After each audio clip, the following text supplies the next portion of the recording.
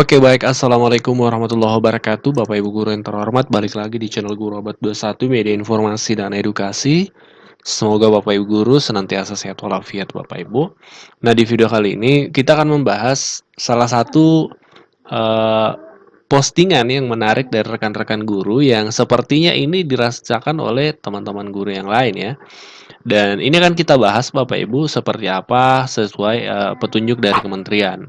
Jadi baru-baru ini ada beberapa guru ya yang senada postingannya kurang lebih seperti ini.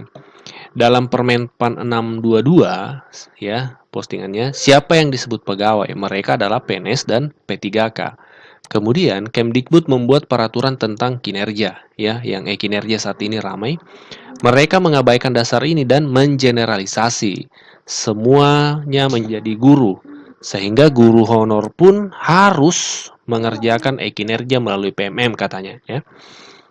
Ini zolim. Kemdikbud kurasa lupa guru honorer di sekolah negeri itu tidak berhak mendapatkan sertifikasi karena SKN-nya bukan SK pimpinan daerah. Mereka gak berhak dapat tunjangan tamsil karena mereka bukan PNS. Jadi yang dipersoalkan adalah di postingan ini, kenapa semua guru di sekolah itu kalau postingan ini mengatakan harus mengerjakan kinerja melalui PMM. Padahal ASN yang diakui itu adalah PNS dan P3K. Kenapa non ASN harus juga mengisi katanya? Nah, ini kan kita bahas Bapak Ibu sesuai dengan petunjuk yang sudah disediakan oleh kementerian. Nah, jadi Bapak Ibu, referensi kita di pembahasan video kali ini adalah panduan teknis fitur pengelolaan kinerja guru yang sudah disediakan oleh Kementerian Pendidikan. Ini untuk kepala sekolah ya, guru ya. Nah, dalam panduan ini Bapak Ibu ada salah satu slide ya, sasaran pengguna pengelola kinerja Bapak Ibu. Jadi yang pertama memang guru ASN. Jadi guru ASN itu mulai bulan Januari 2024 disebutkan di sini, guru ASN hanya perlu mengisi perencanaan kinerja melalui PMM yang terintegrasi dengan kinerja BKN. Jadi Bapak Ibu ASN itu tidak perlu lagi ngisi kinerja di BKN karena melalui PMM ini sudah terintegrasi. Nah, bagaimana dengan non ASN? Ternyata ada penjelasan di sini Bapak Ibu. Guru non ASN itu statusnya dalam kurung di sini dianjurkan, bukan diwajibkan, bukan diharuskan ya. Jadi memang kalau dalam petunjuk ini tidak ada redaksi wajib. Yang ada adalah dianjurkan. Jadi secara definisi ini berbeda tentunya. Kalau kita maknai kata dianjurkan ini tentu berbeda dengan sebuah keharusan. Seperti itu. Di penjelasannya, guru non-ASN dianjurkan untuk turut melakukan pengelolaan kinerja melalui PMM. Jadi arahannya dianjurkan. Mungkin arahnya seperti ini. Ke depan guru non-ASN ini bisa jadi ada peluang untuk menjadi ASN. Maka ketika kinerjanya sudah dikerjakan, tentu pengalamannya sudah ada, sehingga tidak bingung-bingung lagi ketika sudah masuk ASN seperti itu. Ini salah satu manfaatnya mungkin ya.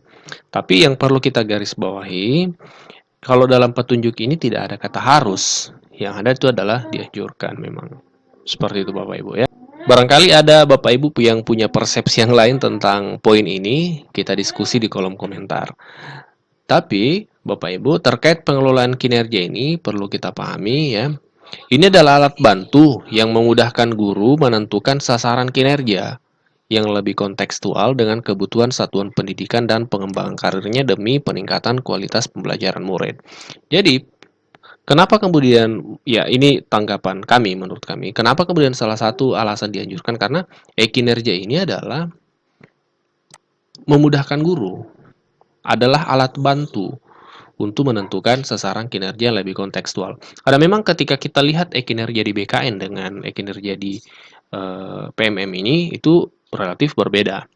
Memang ketika di PMM itu lebih relevan dengan aktivitas kita, rutinitas kita sebagai guru seperti itu. Jadi kalau dibahasakan adalah alat bantu, kenapa tidak alat bantu ini kemudian diberikan kepada semua guru seperti itu. Nah, ya kurang lebih seperti itu. Lagi-lagi silakan Bapak Ibu berkomentar. sampaikan argumentasinya di kolom komentar yang tersedia. Nah, untuk Bapak Ibu yang sudah mengisi e-kinerjanya dalam hal perencanaan di bulan Januari ini, artinya di bulan Januari Bapak Ibu sudah aman, tinggal fokus mengajar seperti biasa. Ini juga yang perlu kita diskusikan ya. Apakah memang benar bahwasanya e-kinerja ini sampai mengganggu guru dalam pembelajaran ya? Silakan Bapak Ibu ceritakan di lapangan seperti apa. Tapi kalau kita lihat pengisian e-kinerjanya ini sebenarnya sangat singkat waktu yang dibutuhkan. Tidak lama kok, bahkan 30 menit, 1 jam itu sudah bisa selesai dalam hal perencanaan ya. Tapi entah kenapa di daerah kami lihat ini banyak yang mengeluh. Katanya sampai mengganggu waktu mengajar guru di kelas seperti apa. Mungkin teman-teman yang di daerah pedalaman yang internetnya tidak ada sehingga harus keluar daerah ke kota misalnya untuk cari akses internet ya bisa jadi memang seperti itu ya. Tapi kalau yang di perkotaan sepertinya ini bukan menjadi alasan ya ketika harus meninggalkan sekolah, harus meninggalkan siswa karena mengerjakan perencanaan ya. Kita fokus ke perencanaan kinerja ini karena kalau kita kerjakan itu tidak membutuhkan waktu yang lama seperti itu. Silakan dikoreksi kalau ada yang keliru Bapak Ibu. Nah, di Februari Bapak Ibu kita akan masuk pada persiapan observasi kelas. Ya, di Februari nanti setelah perencanaan selesai, paling lambat 31 tahap berikutnya di Februari itu persiapan ya Bapak Ibu, baru pada tahap persiapan observasi kelas ya.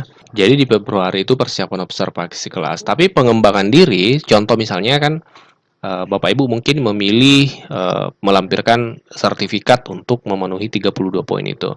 Pelatihannya atau pengembangan dirinya sudah bisa dilakukan, sudah bisa dilakukan. Tidak mesti menunggu Februari atau menunggu Maret seperti itu. Nah, di bulan Maret itu agendanya adalah periode observasi kelas dan diskusi tindak lanjut. Nah, di sini baru Bapak Ibu observasi kelas itu pun tidak meninggalkan siswa karena yang namanya observasi kelas otomatis adalah proses dalam kelas itu. Seperti itu, yang akan dibantu oleh kepala sekolah. Kemudian di bulan April sampai Mei itu adalah tindak lanjut guru dengan pemantauan atasan dalam hal ini kepala sekolah. Bulan Juni itu refleksi atau penilaian. Nah, di penilaian inilah nanti akan muncul nilainya, kinerjanya, apakah predikatnya baik ya atau kurang atau cukup. Ada di lampirannya Bapak Ibu kita coba cari ya. Nah, di sini Bapak Ibu penilaiannya nanti itu adalah predikat kinerja.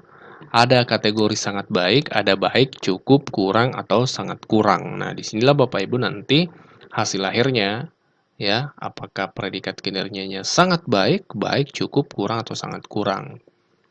Nah, itu tahapan-tahapannya Bapak Ibu, jadi mulai Januari sampai Juni, karena per semester Bapak Ibu kinerja ini dikerjakan. Jadi nanti semester 2, nanti kita mulai lagi perencanaan seperti itu. Jadi karena dikerjakan per semester. Sama dengan SKP ya, kalau Bapak Ibu ASN, PNS, SKP sekarang itu kan per semester, tidak lagi per tahun. Kalau sebelum-sebelumnya SKP PNS itu kan per tahun. Sekarang sudah per semester. Sepertinya itu menyesuaikan dengan kinerja ini sehingga juga per semester Bapak Ibu. Kita diskusi di kolom komentar sekali lagi, silakan dikoreksi jika ada yang keliru. Sampaikan keluh kesah Bapak Ibu di kolom komentar ini supaya bisa menjadi media sharing seperti itu. Terima kasih. Wassalamualaikum warahmatullahi wabarakatuh.